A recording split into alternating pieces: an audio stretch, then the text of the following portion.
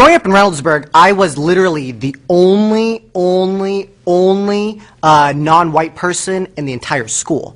And so that meant during school plays, I either had to play Squanto the Indian or Martin Luther King, which was fine. And but my parents, they did a great job raising me. They always told me to always be proud of who I am and never be ashamed of where I come from. And I really started to realize they were doing that for me when I got older. I remember specifically my sophomore year of high school. I was on the wrestling team, and we were at a wrestling tournament in Steubenville, Ohio, an even smaller town. And the person I had to wrestle was a girl. And so I go up to her, I'm like, hi, see, I'm a Muslim, and I don't think I can wrestle you because I'm a male, and you're a woman, and out of respect for the opposite gender, I feel a little awkward, you know, wrestling. I don't know if I can do that. And again, this is Steubenville, Ohio. So she comes up to me, and she's like, oh my God, that's so cool. You're a Muslim?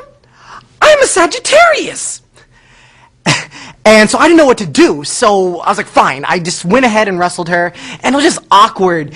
And so I just went ahead, and I just let her win the match. Yeah, I let her win the match. And but luckily, my parents, they weren't there in the audience watching me, because I knew if they were there, they'd start making fun of me. But my brother was there, and so he's driving me home that night, and I go up to him, and I'm like, whatever you do, don't tell Mom and Dad that I just lost to a girl, whatever you do. And my brother's like, nah, man, I would never do that.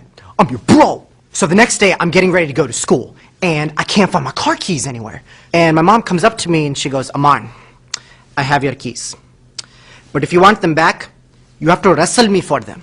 Sometimes you get a lot of ignorant questions, you know, do you not eat this? What can't you eat? Who do you worship? And sometimes it would get frustrating. It's like for the 100th time, we don't, you know, worship cows. For the, you know, 3,000th time, our God is the same as your God.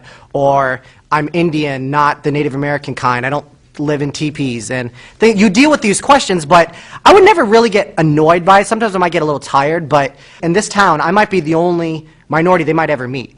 And that might be the only exposure they'll have to learn something about it. And so who am I to close that intuition in that person? If I do get angry, you know, being a Muslim or even being an Indian or a minority, you know, there's always those stereotypes of people being angry and irritated and, you know, bitter or whatever.